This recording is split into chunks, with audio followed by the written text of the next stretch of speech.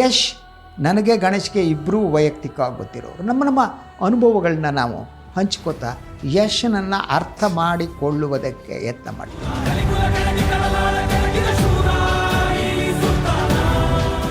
ನವೀನ್ ಕುಮಾರ್ ಗೌಡ, ಒಗ್ಗಿನ ವಾಸಗಳು, ನೂರಾರು ಪ್ರೀತಿ ಮಾತು, ನೂರಾರು ಸಾರಿ ಆಡಿ ನೀನೇ ಜೀವ. ಕಿರಾತಕ, ರಾಜ ಹುಲಿ. ಚಿಕ್ಕಣ್ಣನು ಒಳ್ಳೆ ನಟ, ಹಾಸ್ಯ ನಟ. ಅದು ರಾಜ ಹುಲಿಯಲ್ಲಂತೂ ಅಲ್ಟಿಮೇಟ್ ಇಬ್ಬರದ್ದು ಪರ್ಫಾರ್ಮೆನ್ಸ್.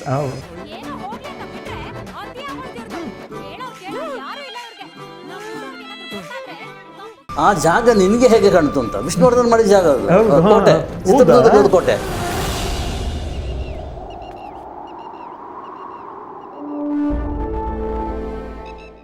ಯೋಗ ಯೋಗ್ಯತೆ ಈ ಥರ ಕುಡಿ ಬರೋದು ನಾನು ನೋಡಿದ್ದು ಯಶಲ್ಲಿ ಮಾತ್ರ.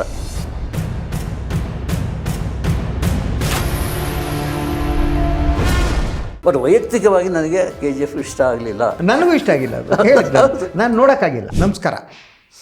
ಕನ್ನಡ ಚಿತ್ರರಂಗದ ಇತಿಹಾಸ. ಒಂದು ಕಾಲದಲ್ಲಿ ಕೇವಲ 3 ಕುಮಾರರು ಕನ್ನಡ ಚಿತ್ರರಂಗವನ್ನು ಆಳ್ತಾಯಿದ್ರು. ರಾಜ್ಕುಮಾರ್, ಉದಯ್ ಕುಮಾರ್, ಕಲ್ಯಾಣ್ ಕುಮಾರ್. ಇವರೆಲ್ಲ ಬಿಟ್ಟು ಬೇರೆಯವರು ಬರ್ಬೋದು ಅನ್ನುವುದು ಕೂಡ ಯಾರೂ ಊಹಿಸಲಾಗದ ಸತ್ಯ ಆಗಿತ್ತು ಅಂತ.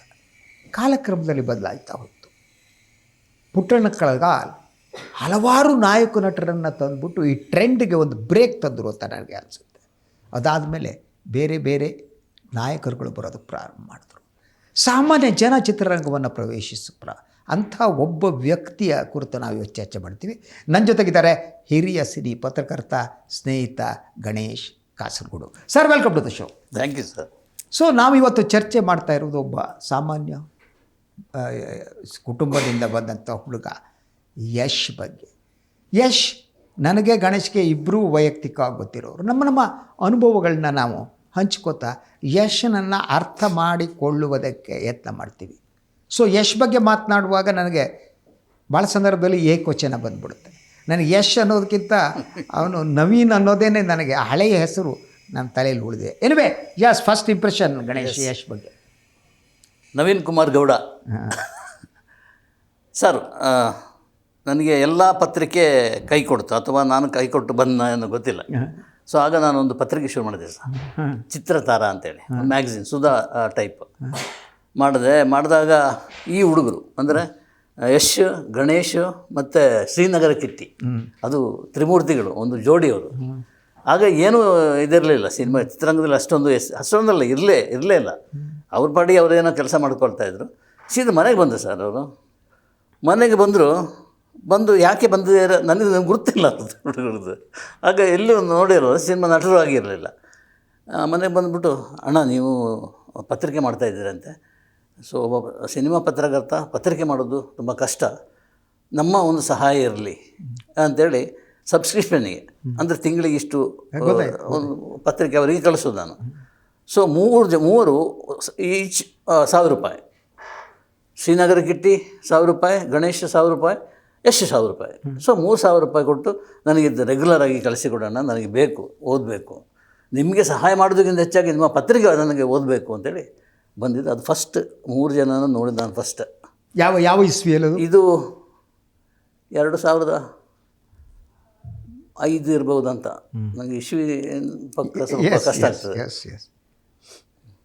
ಹಾಗೆ ಬಂದವರು ಆಮೇಲೆ ನೋಡಿದರೆ ಎಲ್ಲಿದ್ದಾರೆ ಸರ್, ಅಲ್ಲೆಲ್ಲೋ ಎತ್ತರಕ್ಕೆ ಬೆಳೆದ್ಬಿಟ್ರು. ಎಸ್, ಮಾತಾಡೋಣ ನನ್ನ ಅನುಭವವನ್ನು. ಸೊ ಅದೊಂದು ದಿನ ನವೀನ್ ನಮ್ಮ ಮನೆಗೆ ಬಂದು ಹೇಳಿದ್ರು. ಎಸ್, ನನ್ನ ಇನ್ನೊಬ್ಬ ಸ್ನೇಹಿತರು ಜೊತೆಗೆ ನಾನಾಗ ETVಗೆ ಭಾನಾಮತಿ ಅನ್ನೋ ಒಂದು ಸೀರಿಯಲ್ ಮಾಡಿದೆ. ಸೊ ಮನೆಯಲ್ಲೇ ನನ್ನೊಂದು ಸಣ್ಣ ಸ್ಟುಡಿಯೋ ಇತ್ತು. ಸೊ ಅದು ಆಫೀಸ್ ಕೂಡ. ಸೊ ಅಲ್ಲಿ ಯಶ್ ಒಂದು ದಿನ ಬಂದು ನನ್ನ ಸ್ನೇಹಿತರು ಕರ್ಕೊಬಂದರು. ಸೊ ಒಂಥರ ಎಲ್ಲರಿಗೂ ಪ್ರೀತಿ ಪಾತ್ರನಾಗುವಂತಹ ಕ್ಯಾರೆಕ್ಟರ್ ಅವರಿಗೆ. ಸೊ ಹಾಗೆ ಬೆಳೆದದ್ದು. ನಂತರ ಸೀರಿಯಲ್ ಸೇರಬೇಕು ಅಂತ ಒಂದು ಕಡೆ ಪತ್ರಿಕೋದ್ಯಮವನ್ನು ಓದ್ತಾ ಇದ್ದ ನವೀನ್. ಸೀರಿಯಲ್ಗಳಿಗೆ ಯಾವುದೋ ಸೇರಬೇಕು ಅಂತಾಗ ನಮ್ಮ ಸ್ನೇಹಿತರು ಹೇಳಿದ್ರು, ಸರ್ ಒಂದೊಂದು ಈ ಪ್ರೊಪಗಂಡ ಟೈಪ್ ಒಂದು ವೀಡಿಯೋ ಮಾಡಿಬಿಡೋಣ ಸರ್ 10 ನಿಮಿಷಕ್ಕೆ ಇಲ್ಲೇ ಅಂತೇಳಿ. ಸರಿ ಜೈ ಅಂದ್ಕೊಂಡು ನಮ್ಮಲ್ಲೇ ಶೂಟ್ ಮಾಡಿಬಿಟ್ಟು ಅವ್ರಿಗೊಂದು ಮಾಡಿಕೊಟ್ವಿ. ಸಿ ದಟ್ ಒಂದು 6 ನಿಮಿಷದ್ದಿರ್ಬೋದು. ಅವನು ಬೇರೆ ಬೇರೆ ರೀತಿ ಆ್ಯಂಗಲ್ಗಳು, ಆಗಲೇ ಸ್ವಲ್ಪ ಬಾಡಿ ಬಿಲ್ಡಿಂಗ್ ಬಗ್ಗೆ ಅವನಿಗೆ ಆಸಕ್ತಿ ಬಂದಿತ್ತು. ಜಿಮ್ಗೂ ಹೋಗ್ತಿದ್ದ ಕಾಣುತ್ತೆ, ಕಟ್ಟದಲ್ಲಿದ್ದ ದಿನಗಳದು. ಸೊ ಹೋಗ್ಬಿಟ್ಟು ಅದನ್ನೆಲ್ಲ ನೋಡ್ಬಿಟ್ಟು ಆ ಕಡೆ ನಿಲ್ಲಿಸಿ ಈ ಕಡೆ ನಿಲ್ಲಿಸ್ಬಿಟ್ಟು ಏನೇನೋ ಡೈರೆಕ್ಟ್ ಮಾಡಿದಾಗ ಮಾಡಿಬಿಟ್ಟು ಶೂಟ್ ಮಾಡಿ ಕೊಟ್ವಿ. ಅದಾದಮೇಲೆ ಒಂಥರ ನಮ್ಮ ಕುಟುಂಬದ ಜೊತೆ ಒಂದು ಆತ್ಮೀಯವಾದ ಸಂಬಂಧ ಬೆಳೀತು. ನಮ್ಮ ಮಕ್ಕಳ ಜೊತೆ ಆಡ್ತಿದ್ರು, ಆಡೋದು ಓಡಾಡೋದು ಎಲ್ಲ ಮಾಡ್ತಾರೆ. ವಾರದಲ್ಲಿ ಒಂದು 2-3 ದಿವಸ ನಮ್ಮ ಮನೆಯಲ್ಲೇ ಬಂದಿಡ್ತಿದ್ದ. ಸೊ 2 ದಿವಸ ಇದ್ದ ಸಂದರ್ಭದಲ್ಲಿ ಎಷ್ಟೋ ದಿನ ಪಾಪ ನಮ್ಮ ಮನೆ ಹತ್ರ ಒಂದು ಬೀಡ ಅಂಗಡಿ ಇದೆ. ಆ ಬೀಡ ಅಂಗಡಿ ಬೀಡನೂ ತಂದು ಕೊಟ್ಟಿದ್ದಿದೆ. ಈಗ ಆ ಬೀಡ ಅಂಗಡಿ ಒಂದು ಸಿಕ್ಕನು ಕುಂದಾಪುರದವನು. ಎಂಥದ್ದು ಬಟ್ರೆ ಅದು ಹಬ್ಬಬ್ಬ, ಅವನು ಯಶ್ ಬರ್ತಿದ್ದ, ಅವನಿಗೊಂದು ಸಂತೋಷ, ತನ್ನ ಅಂಗಡಿಗೆ ಯಶ್ ಬರ್ತಾ ಇದ್ದ ಅನ್ನೋದನ್ನೇ ಸಿ ಅವ್ರ ಕಷ್ಟವನ್ನು ನನ್ನ ಜೊತೆ ಹಂಚ್ಕೊಂಡಿದ್ದಾನೆ, ಪ್ರೀತಿಯನ್ನು ಹಂಚ್ಕೊಂಡಿದ್ದಾನೆ. ಅವ್ರ ಫ್ಯಾಮಿಲಿಲಿ ಒಂದು ಸಣ್ಣ ಪ್ರಾಬ್ಲಮ್ ಆಗಿತ್ತು, ಅವ್ರ ತಂಗಿದು. ಸಿ ದಟ್ ಸಮಸ್ಯೆ ಏನು ಅಂತ ಹೇಳಬೇಕಾಗತ್ತೆ ಅಲ್ಲ. ಅವತ್ತು ಅವ್ರ ಅಪ್ಪ ಅಮ್ಮ ಇಬ್ಬರು ನಮ್ಮ ಮನೆಗೆ ಬಂದಿದ್ದರು. ಅವಳ ಎಜುಕೇಷನನ್ನು ಮುಂದುವರಿಸ್ಬೇಕು ಅನ್ನೋದಕ್ಕಾಗಿ ಮೆಡಿಕಲ್ ಓದಿಸ್ಬೇಕು, ಏನು ಮಾಡಬೇಕು, ಹೋಗಾಗೋದು ವೆಹಿಕಲ್ ಇಲ್ಲ, ಇನ್ನೊಂದು ಮಾಡಬೇಕು. ಆಗ ನನ್ನ ಹತ್ರ ಏನು ಮಾಡುವ, ನನ್ನದು ಹೇಳ್ಕೊಳ್ಳೋದು ಅಗತ್ಯ ಅಲ್ಲ ನನಗೆ, ನಾನು ಏನು ಮಾಡ್ಬೋದು ಅದು ಮಾಡಿದೆ ಸಂತೋಷದಿಂದ.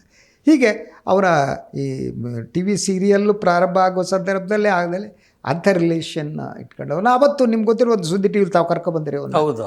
ಸೊ ಅವತ್ತು ಬಂದಾಗಲೂ ಕೂಡ ಅವನು ಸಿ ನಮ್ಮ ಮನೆಯವರು ಎಲ್ಲರನ್ನ ವಿಚಾರಿಸ್ಕೊಂಡೆ, ಹೆಸರು ಹೇಳಿ ಏನು ಅವ್ರು ಹೇಗಿದ್ದಾರೆ ಇವ್ರು ಹೇಗಿದ್ದಾರೆ. That it's really nice. You see that yes. ಒಂದು ಚಿತ್ರರಂಗದ ಪ್ರವೇಶಕ್ಕೆ ಬನ್ನಿ. ತುಂಬ ಕಷ್ಟ ಬಿದ್ದ ಹುಡುಗ, ನಿಮಗೆ ಗೊತ್ತಿರೋದು, ನನಗಿಂತ ಹೆಚ್ಚು ನಿಮಗೆ ಗೊತ್ತಿರೋದು. ಬಟ್ ಸಿನಿಮಾನ ನಂಬ್ಕೊಂಡು ಇಲ್ಲಿ ಬದುಕು ಮಾಡಿಸ್ಬೋದು ಅಂತೇಳಿ ಅವರಿಗೆ ಕನಕನಿಗೆ ಇದಾಗಿಲ್ಲ, ಐಡಿಯಾನೇ ಬಂದಿಲ್ಲ. ಹೇಗೆ ಇಲ್ಲಿ ಸಿನಿಮಾದೊಳಗೆ ನುಗ್ಗುದು ಹೇಗೆ, ಚಿತ್ರರಂಗಕ್ಕೆ ನುಗ್ಗುದು ಹೇಗೆ ಅಂತೇಳಿ.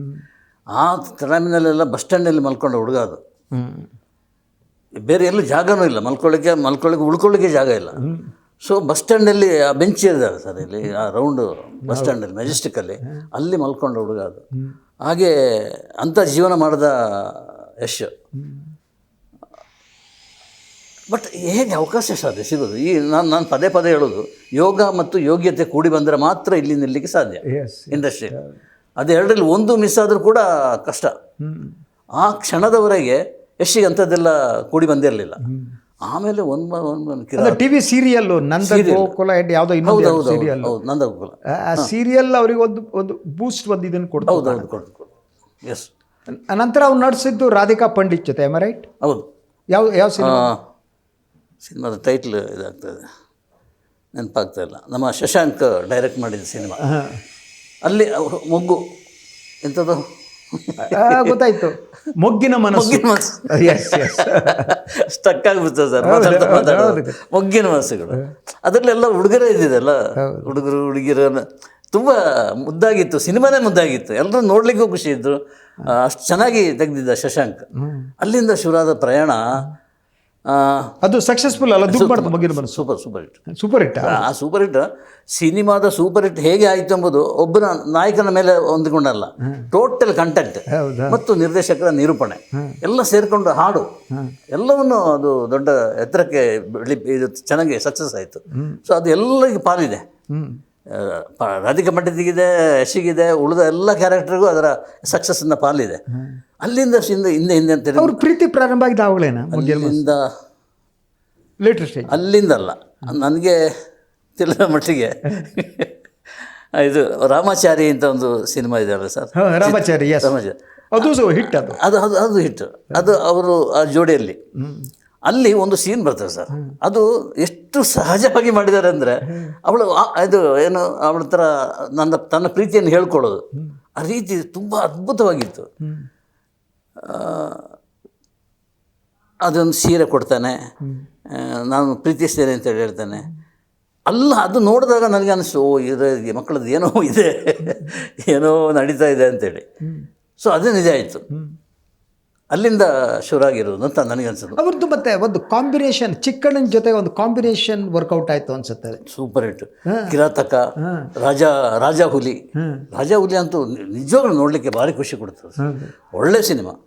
ಅದರಲ್ಲಿ ಪರ್ಫಾರ್ಮೆನ್ಸ್ ಅಂದ್ರೆ ಅದ್ಭುತ ಪರ್ಫಾರ್ಮೆನ್ಸ್. ನನಗೆ ಇದು KGF ಎಲ್ಲ ಹೌದು ಹೌದು ಅದು ನಮ್ಗೆ ಸೂಟ್ ಆಗಲ್ಲ. ಸೂಟ್ ಆಗಲ್ಲ. ಇದು ಸ್ಟೋರಿ ಕಂಟೆಂಟ್ ಅವರ ಅಭಿನಯ ಹೇಳಿ ಮಾಡಿಸಿದೆ ಸರ್. ಅದರಲ್ಲಿ ಅದ ರಾಮಾಚಾರಿ ಸಿನಿಮಾ ಎಲ್ಲನೂ ಯಶ್ ನೋಡಿ ಈಗ ಕೂತ್ಕೊಂಡು ಮೈಮರ್ ಬರ್ಬೇಕು ನಮ್ಮ ಹುಡುಗ ಅದು ಅಂತ. ಹೌದು ಕೆಲವೊಮ್ಮೆ ಗಣೇಶ ಶ್ರೀನಗರ ಗಿಟ್ಟಿದೆಲ್ಲ ನೋಡ್ತಾ ಇದ್ದೆ, ಎಂತ ಮನೆ ಹುಡುಗ ಎಷ್ಟು ಚೆನ್ನಾಗಿ ಮಾಡ್ತಾನೆ ಅಂತೇಳಿ. ಅದು ಯಶ್ ಇದಿತ್ತು. ಅದೇ ಚಿಕ್ಕಣ್ಣ ಮತ್ತು ಅವ್ರ ನಂತರದಲ್ಲಿ ಜೊತೆಯಾಗಿಲ್ಲ ಅನ್ಸುತ್ತೆ. ಇಲ್ಲ, ಅವರು ಹೀರೋ ಆಗಿ ಬೆಳೆದ್ರಲ್ಲ. ಚಿಕ್ಕಣ್ಣ ಹೀರೋ ಆಗಿಬಿಟ್ರು. ಹೀರೋ ಆದ ಕೂಡಲೇ ಮತ್ತೆ ಕಾಮಿಡಿಯನ್ ಮಾಡ್ಲಿಕ್ಕೆ ಆಗಲ್ಲ. ಕರೆಕ್ಟ್. ಬಹುಶಃ ಅಲ್ಲ, ಏನು ತೊಂದರೆ ಇಲ್ಲ. ಯಾರು ಅತಿರಥ ಮಾರತರ ಜೊತೆಲಿ ಮಾಡಿದ್ದಾರೆ ಕನ್ನಡ ಫಿಲ್ಮ್ ಇಂಡಸ್ಟ್ರಿ. ಇವ್ರು ಮಾಡ್ಬೋದಿತ್ತು, ಅವಕಾಶ ಸಿಕ್ಕಿರಲಿಲ್ಲ ಅಥವಾ ಸ್ಟೋರಿ ಸಿಕ್ಕಿರಲಿಲ್ಲ, ಏನೋ ಒಂದು ಕಾರಣ ಅಷ್ಟೇ. ಅದು ಬೇರೆ ಬೇರೆ ಆಗಿದ್ದು ಅಂತ ಅದು ಬೇರೆ ಒಂದು ಎಂಥದ್ದು ಸ್ಟ್ಯಾಂಪ್ ಹಾಕಬೇಕಾಗಿಲ್ಲ. ಚಿಕ್ಕಣ್ಣನು ಒಳ್ಳೆ ನಟ, ಹಾಸ್ಯ ನಟ, ತುಂಬ ಚೆನ್ನಾಗಿ ಮಾಡ್ತಾರೆ. ಬಾಡಿ ಲ್ಯಾಂಗ್ವೇಜ್ ಹೌದು. ಅದು ರಾಜಹುಲಿಯಲ್ಲಂತೂ ಅಲ್ಟಿಮೇಟ್ ಇಬ್ಬರದ್ದು ಪರ್ಫಾರ್ಮೆನ್ಸ್. ಅದರಲ್ಲಿ ವಶಿಷ್ಠ ಆತಂದು ಅಷ್ಟೇ ವಿಲ್ಲನ್ ಆಗಿ ಕ್ಯಾರೆಕ್ಟರ್ ಎಲ್ಲ ಹೆಂಗೆ ಶೇಪ್ ಮಾಡಿದ್ದಾರೆ ಸರ್, ಅದ್ಭುತ. ಇವನು ಯಶ್ ಅಂತೂ ಯಶ್ ಯು ಸಿ ಸ್ಕ್ರೀನ್ ಪ್ಲೇನಲ್ಲೂ ಜೊತೆ ಕೂತ್ಕೋತಾರೆ ಅನ್ನೋ ಮಾತಿದೆ. 100%. ನಾನು ಇದನ್ನು ಕಣ್ಣಾರೆ ನೋಡಿದೆ ಸರ್ ಸುದ್ದಿ ಟಿವಿಲಿರುವಾಗ. ನೀವು ಒಂದು ಅವರ ಶುಭಾಶಯ ತೊಗೊಂಡು ಬನ್ನಿ ಅಂತ ನಾನು ಕಳಿಸಿದ್ದೆ. ಕ್ಯಾಮರಾ ಹೊತ್ಕೊಂಡು ಇಲ್ಲಿಗೆ ಹೋಗಿದ್ದೆ, ವೆಸ್ಟ್ ಎಂಡಿಗೆ. ಬರ್ತಾ ಫೋನ್ ಮಾಡ್ತಾ ಇದ್ದ, ಸರ್ ಗಣೇಶನ ನಾನು ಇಲ್ಲಿದ್ದೀನಿ ಅಂತೇಳಿ. ಆಮೇಲೆ ವೆಸ್ಟ್ ಎಂಡಿಗೆ ಬಂದುಬಿಡಿ ಅಂತೇಳಿ.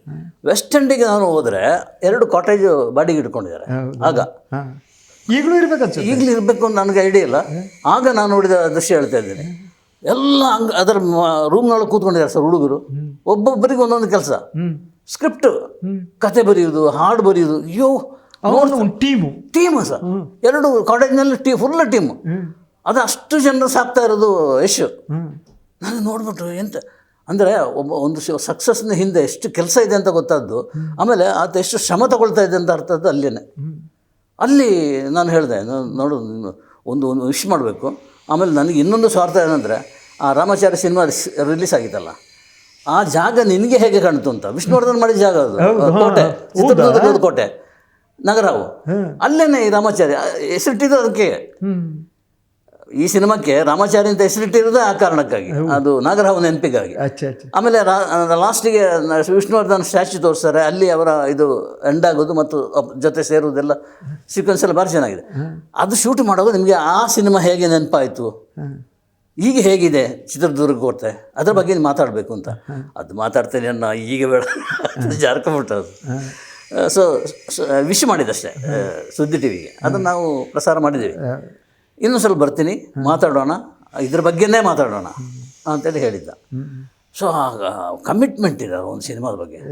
ಅದು ನಾನು ನೋಡಿದ್ದು ಅದ್ಭುತ. ಸೊ ಅದು ಈಗ KGF ಬರೋಣ. KGF ಏನಿದೆ ಅದು ಯಶ್ಗೆ ಒಂದು ಅಂತಾರಾಷ್ಟ್ರೀಯ ಮಟ್ಟದ ಒಂದು ಮನ್ನಣೆ ಕೊಟ್ಟಿದ್ದು. ಪಾಕಿಸ್ತಾನದಲ್ಲಿ ಕೂಡ ಯಶ್ ಅಭಿಮಾನಿಗಳಿದ್ದಾರೆ. ನಾನು ಅದನ್ನು ಯೂಟ್ಯೂಬಲ್ಲಿ ನೋಡ್ಬಿಟ್ಟು ಶಾಕ್, ಖುಷಿ ಆಯಿತು. ಖುಷಿ ನಮ್ಮ ಜೊತೆ ಇರೋ ಹುಡುಗ, ನಮ್ಮ ಓಡಾಡ್ತಾ ಇದ್ದವನು ಈ ಹತ್ತಿರಕ್ಕೆ ಬೆಳೆದ್ಬಿಟ್ನಲ್ಲ, ಅದು ಒಂಥರ ಭಾಳ ಇದು. ಬಟ್ KGF ನಾನು ಆ ಸಿನಿಮಾ ನೋಡೋಕ್ಕೆ ಟ್ರೈ ಮಾಡಿದೆ. ನನಗೆ ಆ ಬಂದೂಕು ಗಿಂದೂಕು AK-47 ಪಾಪ ನಂಗೆ ಭಯ ಆಗುತ್ತೆ ಆಮೇಲೆ. ಅದಕ್ಕೆ ನಾವು ಇಲ್ಲಿ ಕೂತ್ಕೊಳ್ಳಿ ಹೇಳಿದ್ದೆ, ಅಲ್ಲೂ ಬ್ಲ್ಯಾಕ್ ಡ್ರೆಸ್ ಅವ್ರದ್ದು, ನಮ್ಮದು ಬ್ಲ್ಯಾಕ್ ಡ್ರೆಸ್. ಸೊ ಅದೇ ಹೇಗೆ ಅದು KGF ಕತೆ ರೂಪುಗೊಂಡ ಬಗ್ಗೆ ಅದೇನು ಗೊತ್ತಾ? ಇಲ್ಲ, ನನಗೆ ಅದರ ಕತೆ ರೂಪುಗೊಂಡ ಬಗ್ಗೆ ಗೊತ್ತಿಲ್ಲ. ಬಟ್ ನಾನು ನೋಡಿದ ಫ್ರೇಮ್ನಲ್ಲಿ ಒಬ್ಬ ನಾಯಕನನ್ನು ಈ ರೀತಿ ವೈಭವೀಕರಿಸೋದಿದೆಯಲ್ಲ, ಜನ ಆಕ್ಸೆಪ್ಟ್ ಮಾಡಿದ್ರು, ದುಡ್ಡು ಬಂತು, ಅದೆಲ್ಲ 1000 ಕೋಟಿ ಬಂತು, ಅದೆಲ್ಲ ಪ್ರಶ್ನೆ ಅಲ್ಲ. ನನಗೆ ವೈಯಕ್ತಿಕ 1000 ಕೋಟಿ ಅಲ್ವಾ ಬಂದಿದ್ದು? ಹೌದು. ಅದರ ಸೆಕೆಂಡ್ ಬಂತಲ್ಲ ಸರ್, KGF 2, ಅದು ಇನ್ನೂ ಜಾಸ್ತಿ ಸಂಪಾದನೆ ಮಾಡುತ್ತೆ, ಅಂದರೆ ಕಲೆಕ್ಷನ್.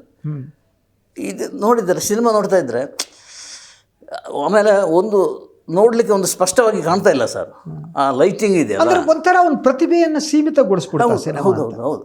ಅಲ್ಲ, ಯಾಕೆಂದರೆ ಉಳಿದ ಒಂದು ಸಿನಿಮಾಗಳು ನೀವು ಹೇಳಿದಾಗೆ ರಾಜಾ ಹುಲಿ ಇರ್ಬೋದು, ರಾಮಾಚಾರಿ ಇರ್ಬೋದು, ಅವನ ಅವನ ಟ್ಯಾಲೆಂಟನ್ನು ಬೇರೆ ರೀತಿ ಎಕ್ಸ್ಪೋಸ್ ಮಾಡ್ತಾ ಹೋದದ್ದು. ಆದರೆ ಇದು ಒಂಥರ ಯಾವುದಕ್ಕೋ ಒಂದಕ್ಕೆ ಸೀಮಿತಗೊಳಿಸ್ತಾರೆ. ಅಲ್ಲ, ಅದು ಹೀರೋಯಿಸಮ್. ಇಡೀ ಸಿನಿಮಾ ಹೀರೋಯಿಸಮ್ ಸರ್. ಅದು ಅದರ ಮಧ್ಯೆ ಕತೆ ಬಂದು ಹೋಗ್ತದೆ ಹೊರತು ಇವನನ್ನು ಬೆಳೆಸಲಿಕ್ಕೆ ಬೇಕಾಗಿ, ಇವನು ಹೀರೋಸಮ್ ಬೆಳೆಸಲಿಕ್ಕೆ ಬೇಕಾಗಿ. ಆ ಹೀರೋಸಮ ವರ್ಕೌಟ್ ಆಯ್ತಾ ಅಂತ ತನ್ನನ್ನು ತಾನೇ ಪ್ರೇಕ್ಷಕ ಅಲ್ಲಿ ನೋಡ್ಕೊಂಡ ಏನೋ ಗೊತ್ತಿಲ್ಲ. ಬಟ್ ವೈಯಕ್ತಿಕವಾಗಿ ನನಗೆ KGF ಇಷ್ಟ ಆಗಲಿಲ್ಲ. ಯಾರಾದರೂ ಹಾಗಾಗಿ ನನ್ನ ಈ ಒಪಿನಿಯನ್ ಕೇಳಿದರೆ ನಗಬಹುದು. ನನಗೂ ಇಷ್ಟ ಆಗಿಲ್ಲ ಅದು, ಹೇಳಿದ್ದೆ ನಾನು ನೋಡೋಕ್ಕಾಗಿಲ್ಲ. ಹೌದು, ನಾನು ಉಳಿದ ಸಿನಿಮಾ ಎಂಜಾಯ್ ಮಾಡಿದ್ದೀನಿ. ಹಾಂ. ಸೊ ರಾಜವಲಿ ಎಂಜಾಯ್ ಮಾಡಿದ್ದೇನೆ, ರಾಮಾಚಾರಿ ಎಂಜಾಯ್ ಮಾಡಿದ್ದೀನಿ. ಎಷ್ಟು ಲಾಸ್ಟಿನ ಸೀಕ್ವೆನ್ಸ್ ಇದೆಲ್ಲ ಮರ್ಡರ್ ಮಾಡೋದು ಖುಷಿ ಕೊಟ್ಟಿದ್ದೆ. ಬಟ್ ಇದನ್ನ ಟ್ರೈ ಮಾಡಿದೆ, OTTಲಿ ಬಂದಾಗ ಏನಾದರೂ ಒಂದು ದಿವಸ ನೋಡಿ ಮುಗಿಸ್ಬಿಡ್ಬೇಕು ಅಂತ. ಬಟ್ ನಮಗೆ ಸಾಧ್ಯ ಆಗಿಲ್ಲ. ಈಗ ಅವನ ಕೈಲಿರುವ ಪ್ರಾಜೆಕ್ಟ್ಗಳ ಬಗ್ಗೆ ಏನು ಹೇಳಕ್ಕೆ ಇಷ್ಟಪಡ್ತೀನಿ? ಟಾಕ್ಸಿಕ್, ಆಮೇಲೆ ಅದೇ ಐ ಲವ್ ಯು ರಾಮಾಚಾರಿ ಅಂತ, ಮತ್ತೆ ಇನ್ನೊಂದು ಅದರ ಎರಡನೇ ಭಾಗ ಮಾಡ್ತಾ ಇದ್ದಾರೆ. ಇದೆಲ್ಲ ಬರ್ತಾ ಇದೆ. ಬಟ್ ನಾವು ಅದ್ರ ಜೊತೆಗೆ ಎಲ್ಲೋ ರಾವಣನ ಪಾತ್ರ ಬೇರೆ ಹಿಂದಿ. ಹೌದು, ರಾಮಾಯಣದಲ್ಲಿ ಮಾಡ್ತಾ ಇದ್ದಾರೆ. ಅದು ದೊಡ್ಡ ಇದು ಸರ್. ಯೋಗ್ಯತೆ ಈ ಥರ ಕುಡಿಬಾರ್ದು. ನಾನು ನೋಡಿದ್ದು ಯಶಲ್ಲಿ ಮಾತ್ರ. ಈ ಥರ ಯಾವ ನಾಯಕನಿಗೆ ಬಂದಿಲ್ಲ ಸರ್. ಇದು ಅಸೂಯೆ ಪಡುವಂಥದ್ದಲ್ಲ, ಇದು ದಿಗ್ಭ್ರಮೆಗೊಳ್ಳುವಂಥದ್ದು.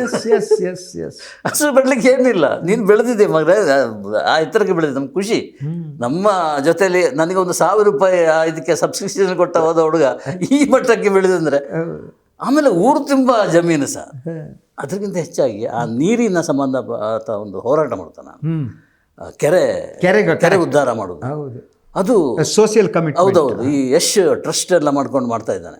ಅದು ನನಗೆ ತುಂಬ ಇಷ್ಟ ಆಯಿತು. ನಿನಗೆ ದುಡ್ಡು ಬಂದಾಗ ಅದನ್ನು ಒಂದು ಚಾನಲ್, ಒಳ್ಳೆ ಚಾನಲ್ಗೆ ಇದು ಮಾಡ್ಕೊಳ್ಳೋದಿದೆಯಲ್ಲ, ಅದು ಅವನ ಯೋಚನೆ ಪಕ್ಕ.